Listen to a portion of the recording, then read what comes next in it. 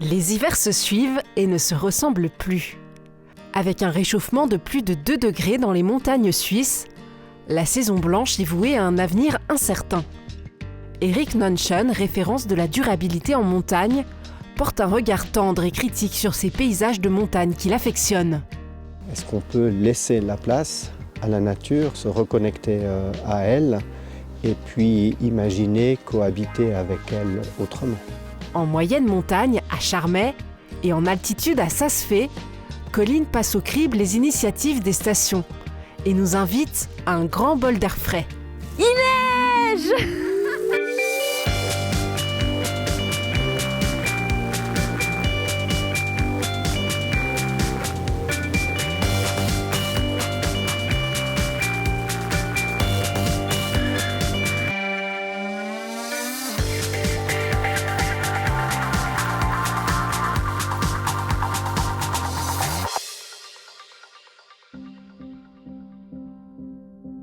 Direction Crans-Montana. Pendant plus de 20 ans, Erik Nonchen a dirigé la Fondation pour le développement durable des régions de montagne. Aujourd'hui, il est à la tête de son entreprise de conseil, où il accompagne les professionnels de la montagne en matière de durabilité. Mais qu'est-ce que cela signifie concrètement ? Le niveau d'engagement, il varie vraiment de l'endroit où on se trouve. Dans certains endroits, la conscience, le niveau de conscience est relativement élevé et on aura mis en place depuis des années des mesures liées au développement durable. Et puis à d'autres endroits, ce sera un petit peu plus timide. Quand on va se pencher sur les stations de montagne, elles sont confrontées depuis de nombreuses années maintenant au problème du manque d'enneigement. Ce qui les a poussées à voir comment elles pouvaient aller quelque part au-delà de la neige ou comment est-ce qu'elles pouvaient assurer cette neige. Et c'est là où la balance avec la durabilité peut être intéressante à regarder. On sait que le nombre de jours neige baisse d'année en année. Par conséquent, il faut penser après la neige. Ces stations l'ont souvent déjà fait, parce qu'elles n'ont parfois pas pu ouvrir ou pas pu ouvrir assez longtemps durant la saison. Et vous, comme moi, vous avez entendu depuis un certain temps déjà qu'on parle du tourisme 4 saisons, par exemple, ou qu'on remplace des installations qui servaient uniquement au ski, des installations multi-usages, un tire-fesse qui était remplacé par un télésiège qui permet de monter des gens en été aussi pour faire de la randonnée. Ces installations coûtent vraiment très cher et il faut avoir des investisseurs. Or, un investisseur n'a pas envie de perdre de l'argent. Et une banque ou un investisseur privé va bien analyser la situation avant de décider de réinvestir à 1200 mètres pour continuer à faire du ski. On prend la route de Charmey, petit village des Préalpes fribourgeoises. Connu pour ses bains, il propose également une gamme d'activités variées et une petite station de ski, 30 km de piste pour 6 remontées mécaniques. Depuis 3 ans, Télé Charmey est labellisé Sustainable. C'est un label qui nous encourage vraiment à mettre en place des mesures en termes de durabilité. Donc on a eu le premier niveau en 2022 où là on a par exemple, on avait comme projet de mettre des panneaux solaires. On a également mis en avant notre accessibilité pour les personnes à mobilité réduite où là on est rentré avec un partenariat avec OkGo. Et puis depuis l'année passée, on est passé au niveau 2. Donc là, on a dû avoir un nouveau plan de mesure et là, on est rentré par exemple dans le label Terroir Fribourg qui nous encourage vraiment en termes de restauration à avoir des produits locaux et travailler avec les commerçants locaux de la région. Sensibiliser les visiteurs aux beautés de la nature est l'un des objectifs de la station. Dans les activités qu'on met en place, on réfléchit vraiment à ce que ce soit durable, dans la signalétique qu'on doit mettre, on utilise des panneaux qui peuvent être utilisés s'ils doivent être modifiés par exemple. Donc voilà, nos activités qu'on met, c'est vraiment pour sensibiliser les personnes sans dénaturer la station, tout en utilisant la nature qui nous entoure pour sensibiliser nos visiteurs. On met aussi par exemple en place dans la restauration, on n'a plus de vaisselle jetable. Donc voilà, pour nous c'est vraiment, dès qu'on organise quelque chose au sein de la station, on réfléchit à mettre ça en place pour une station durable. Il est temps de prendre un peu de hauteur. Direction le sommet des pistes avec Claude Gendre, directeur de Télécharmet.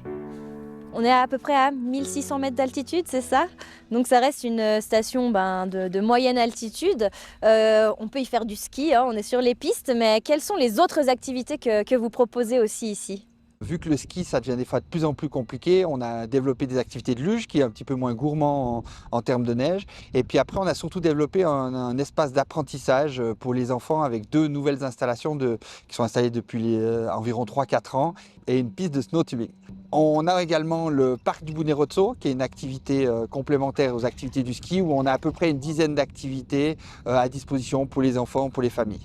Comme toutes les stations de moyenne altitude, la denrée un peu rare, c'est la neige. Quelles sont un petit peu vos stratégies ici pour pallier le manque ? C'est la création d'activités connexes, je dirais, de pouvoir aussi avoir des plans de remplacement. Si on a un peu de neige, on peut aussi proposer de la randonnée hivernale. On peut aussi avoir des plans en termes de découverte des métiers de la montagne, si vraiment on n'a pas de neige sur des périodes de forte affluence. Et puis on a quand même, au milieu de tout ça, un système qui s'appelle la Snow Factory, qui nous permet de garantir coûte que coûte un certain enneigement sur des activités de glisse. Si vous voulez, je vous propose qu'on aille voir comment ça marche et je vous montre tout ça. Parfait, super. Après la faillite de la société responsable des installations mécaniques en 2019, les nouveaux exploitants ont fait le pari d'investir dans une fabrique d'or blanc, la Snow Factory. Dans chaque cuve, il y a une double paroi. Et à l'intérieur de la double paroi, il y a de l'ammoniac qui est refroidi plus ou moins à moins 28 degrés en permanence. C'est un circuit fermé. Et à l'intérieur de la paroi double, il y a de l'eau qui coule et en coulant, elle se fige en glace. Et il y a un couteau qui vient casser cette glace. Cette glace, elle tombe, elle va dans une vis sans fin et par la suite, elle est soufflée par notre souffleur, ce qui crée de la glace pilée, comme on peut dire. Le tuyau est amovible. Ici, on parle de 10-15 mètres, donc on peut facilement aller jusqu'à 120 mètres de long tout autour de la machine. Donc c'est comme ceci qu'on enneige en fait notre sommet ici à Bounetz. Et ce qui en sort en fait, on peut voir, c'est vraiment de la glace pilée. Donc cette glace, elle fonctionne la même chose, elle a juste besoin d'être travaillée un peu plus avec la machine. Donc en 2-3 jours, ça devient vraiment de la neige avec une belle piste. La machine consomme environ un demi-litre d'eau à la seconde et permet de produire 3 mètres cubes à l'heure. L'avantage avec la Snow Factory, c'est qu'on peut en fabriquer par toute température. Alors on a beaucoup moins de débit qu'un canon à neige. Ça consomme moins d'eau, mais on a beaucoup moins de débit. Mais on n'est pas limité par des températures, de l'humidité, etc. Ça peut être fait par n'importe quel temps. Cet investissement d'un demi-million, très énergivore, paraît un peu aberrant pour une station qui mise sur la durabilité. Mais pour Claude Gendre, il est nécessaire. Pour nous, la Snow Factory, ça a été essentiel. C'est vrai qu'on a relancé une nouvelle société après une faillite. L'ancienne société, en fait, commençait à creuser les trous l'hiver aussi, alors que normalement, l'hiver était censé amener de l'argent pour faire fonctionner aussi l'été. Et il nous fallait du temps pour faire cette inversion, de pouvoir faire en sorte que l'été prenne plus de place que l'hiver.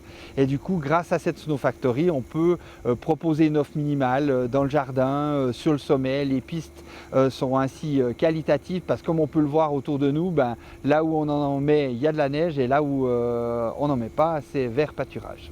C'est la 4e saison du coup que vous utilisez cette machine. Quel est un petit peu le bilan que vous pouvez tirer? Est-ce que c'est rentable finalement? Pour nous, la Snow Factory est clairement rentable. Je pense qu'on a déjà sauvé plus d'une centaine de jours d'ouverture depuis son acquisition. Donc pour nous, elle est facilement, je dirais, rentabilisée. Ça nous permet aussi de faire cette fameuse transition, cette diversification été-hiver et de pouvoir investir dans les nouvelles activités qui, à terme, remplaceront probablement le ski ou une partie des activités hivernales à nos altitudes ces prochaines décennies au final. Pour compenser l'énergie dépensée par la Snow Factory, Télécharmet a investi dans des panneaux solaires. On a une consommation qui est d'à peu près 1 million de kilowatts sur toute la station. Avec la Snow Factory, c'est vrai que grâce aux panneaux solaires, on a pu quasiment compenser l'utilisation supplémentaire d'énergie à cause de la Snow Factory par les panneaux solaires. Donc c'est un bon investissement pour nous et puis écologiquement, je pense que ça fait son travail. Pour vous, c'est important de pouvoir maintenir une activité dans ces petites stations justement qui attirent plutôt des clients du coin, quoi, des fribourgeois qui viennent ici. Alors effectivement, pour nous, c'est extrêmement important. Si on voit, il y a un bilan écologique qui n'est pas tout à fait favorable avec la Snow Factory. Par contre, de pouvoir continuer à proposer du ski de proximité. On sait que 70% de notre clientèle est fribourgeoise. Ça permet en fait d'économiser drastiquement sur les impacts climatiques en lien avec le transport pour se rendre sur les installations. Et pour nous, c'est une raison d'être de pouvoir continuer à former les enfants au ski, mais aussi proposer une alternative de proximité tout proche de leurs habitations. Car contrairement à ce que l'on pourrait penser, ce ne sont pas les remontées mécaniques qui plombent le bilan carbone des stations. Si on prend l'exemple des remontées mécaniques, ce sera totalement marginal sur l'impact global. On va parler de 3 à 5%. Et quand on regarde vraiment l'impact global, on s'aperçoit que le premier impact, il est lié au transport. Et là, suivant les chiffres, on est à 40-50% sur une journée skieur au niveau de l'impact en termes de bilan carbone. Et il y a un point aussi qu'on nommait souvent, qui est celui du matériel. En fait, pour skier, vous avez besoin de matériel. Et quand on s'occupe d'une journée skieur et qu'on prend le tout en compte, eh bien, il y a le transport, il y a le matériel, il y a les infrastructures et la nourriture. Et tout ça, eh bien, chaque élément pondéré ou pris tout seul, eh bien, est plus grand que l'impact que peut avoir le remontée mécanique seul. Selon notre expert, pour ouvrir la voie à un tourisme en montagne plus durable, il faut avant tout une ouverture au changement. Je trouve que cognitivement, on réagit plutôt mal. C'est-à-dire que dans certains territoires, on a cette crainte du changement et on va aller dans l'entêtement. On veut encore continuer avec le même modèle. Je pense que si on veut changer, c'est une autre partie de notre être qu'il faut s'adresser, c'est aux émotions. Et essayer de voir en fait ce qu'on ressent en termes d'émotions par rapport à la beauté intrinsèque de la nature. On voit par exemple les bains de forêt qui deviennent à la mode. On voit des cours qui se donnent en extérieur, même dans les écoles. Et je pense qu'il est vraiment indispensable de se reconnecter à la nature, pas uniquement avec notre tête, l'aspect cognitif, mais aussi avec nos émotions. Dans émotion, il y a motion, il y a le fait de muovere, de se mettre en mouvement. Et c'est ce qui va vous amener à poser l'action suivante. Et moi, je crois à ça. Je crois qu'en fait, une des réponses pour nous qui travaillons dans le monde de la durabilité, c'est essayer de montrer aux gens la beauté de la nature, de les toucher dans leurs émotions pour les inciter à changer de comportement. Et pas en les blâmant, pas en leur dire que ce qu'ils font est faux et mal. Plutôt leur montrer la beauté pour essayer de les amener à réviser un peu leur manière d'être. Il y a 40 ans, les hivers commençaient plus tôt. En témoigne cette vidéo de la chanson Last Christmas, tournée à Saas-Fee en novembre 84. Une mélodie qui reste en tête et que le village célèbre toujours pour les fans du groupe Wham.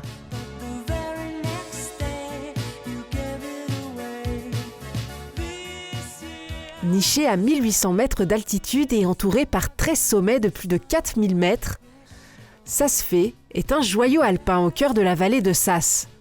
Ce village qui s'est développé avant l'explosion du tourisme alpin séduit autant en hiver qu'en été. Il a pourtant conservé son caractère unique en restant interdit aux voitures. On a fait la route de Saasgrund à Saas-Fee en 1950. Et si on a construit la route jusqu'ici, c'est écrit là-bas, on a déjà décidé de ne pas laisser introduire les voitures dans le village. Pour se déplacer entre les hôtels, les remontées mécaniques et les autres points d'intérêt du village, ces petits véhicules électriques transportent touristes, locaux, marchandises et même la police. Et depuis novembre 2023, toute la vallée bénéficie d'un service pionnier en Suisse. Nous avons changé tous les bus qui circulent dans la vallée du Saas, les bus de ski, diesel par des bus électriques. Une évolution qui permet d'économiser 107 tonnes de gaz à effet de serre chaque année et qui réduit les nuisances sonores dans le village. Mais ce projet a nécessité de gros investissements. Tout d'abord, on doit assurer le financement de ce concept parce que les bus électriques ils sont plus chers que des bus de diesel. Après, on doit acheter et installer des stations de recharge. Et finalement, c'est aussi le délai de livraison parce qu'on a une demande très forte pour cette voiture, on entend longtemps.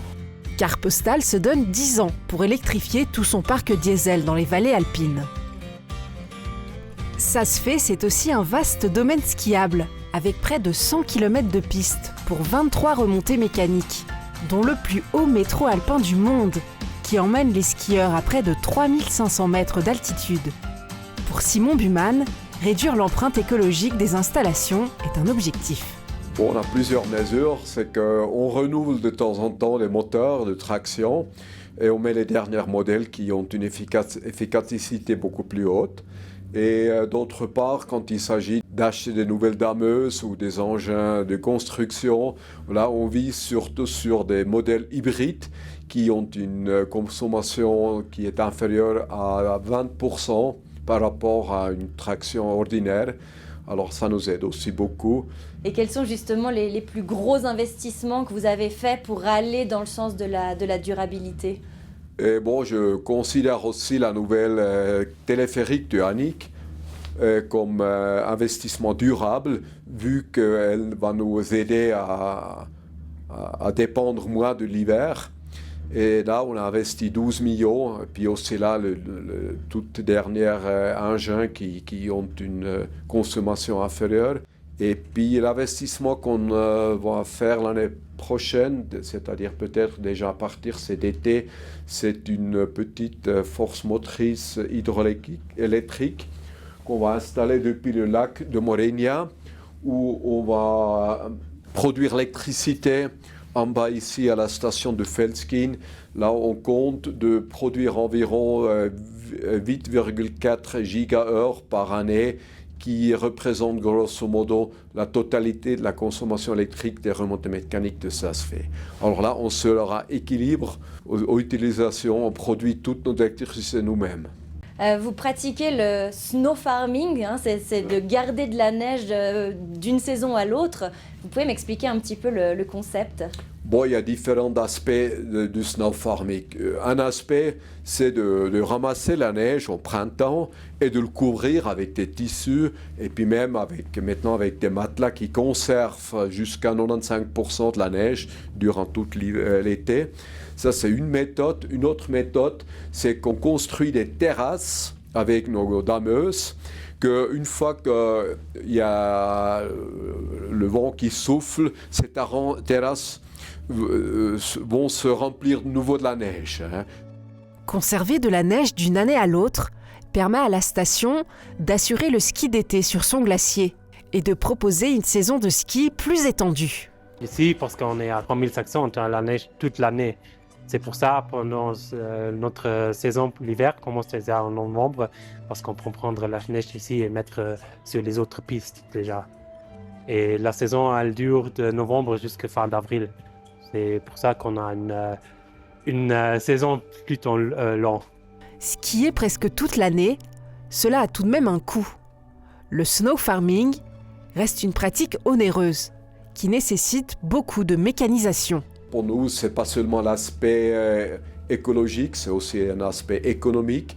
Et puis on peut dire que la production d'un mètre cube neige artificielle est plus coûteux que de garder la neige qui était tombée durant l'hiver. Alors le bilan est toujours bon. On peut peut-être se dire que ça va devenir un luxe de pouvoir skier toute l'année. Est-ce que vous envisagez peut-être de réduire la saison de ski à Saas-Fee sur un long terme peut-être ? Bon, on peut s'imaginer, c'est que ça dépend toujours un peu de la nature d'une part et d'autre part aussi de la demande. Est-ce que les équipes internationales vont toujours se déplacer à Saas-Fee pour faire les entraînements? Et je pense que le concept d'avoir des entraînements durant l'été va rester. Retour au village. Saas-Fee est la première communauté alpine de Suisse à être équipée d'un réseau local durable de chauffage thermique. Cette solution, composée à 100% d'énergie hydraulique et solaire, produite localement, permet de chauffer une partie du village à travers un réseau de 30 km. En été, le surplus de chaleur est propulsé dans la roche, grâce à 90 sondes géothermiques. En hiver, cette unité de stockage restitue la chaleur emmagasinée. Wir haben in Saas-Fee einen Dorfeingang mit einer zentralen Parksituation. Nous avons à Saas-Fee une entrée principale avec un parking central. Notre installation de production d'énergie est située sous ce parking et s'étend ensuite via une infrastructure en réseau vers le début du village. Elle dessert notamment l'auberge de jeunesse, qui est actuellement l'un des plus grands raccordements à ce réseau. Mit der größte Anschluss zurzeit an dieses Netz stellt. Cette auberge de jeunesse, construite entre 2012 et 2014, est aussi le premier bâtiment à avoir pu profiter du réseau de chauffage géothermique. Chez nous, l'énergie, ça vient avec 5 degrés et puis on a 2 grands pompes dans la maison qui vont chauffer après pour avoir notre système et puis on est très content, ça marche bien. Il faut dire que c'est un peu plus cher que les autres systèmes. Mais il faut quand même prendre la responsabilité pour le futur et puis ça c'est très important dans notre vision. Si la durabilité sert de carte de visite à cet hôtel, les mesures écologiques ne doivent pas pour autant impacter le confort des clients. Le matin, on passe, la première personne qui vient à la réception, on fait un tour, on regarde la technique, pas qu'à 10h ou à midi, tout le monde qui vient, oh on n'a plus d'eau chaude. Alors il faut bien réagir tout de suite s'il y a un problème ou s'il y a un problème avec les pompes ou quelque chose. Au début, c'était un peu difficile. Au début, on était les premiers, mais aussi pour eux, c'était le premier système qu'ils avaient construit. Alors, c'était pas toujours facile les 2 premières années. Mais maintenant, ça fait 10 ans qu'on est ouvert et puis qu'on a ce système, on est très contents. Comme on peut le voir, à Saas-Fee, le développement durable fait partie intégrante des valeurs. Eric Nenschen le dit d'ailleurs, les stations suisses ne sont pas de mauvaises élèves en termes de durabilité, mais elles ne peuvent agir que sur un certain nombre de paramètres.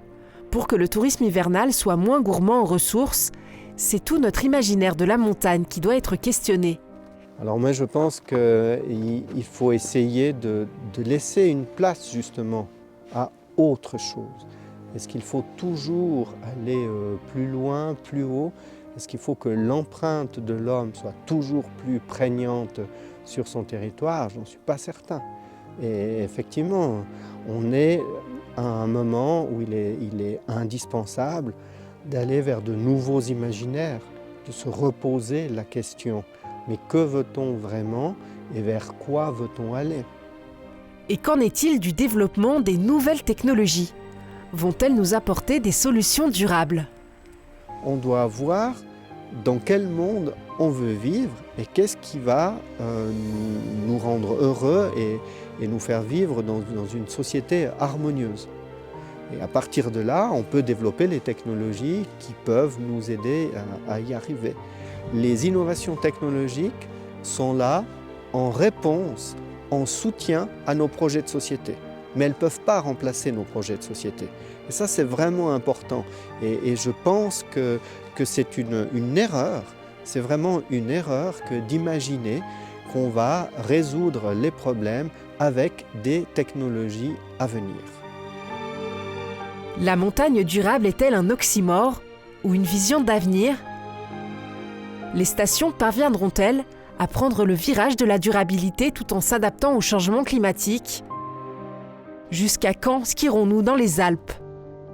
Alors qu'en montagne, les effets des changements climatiques sont plus perceptibles qu'ailleurs, la question se pose et les enjeux sont de taille.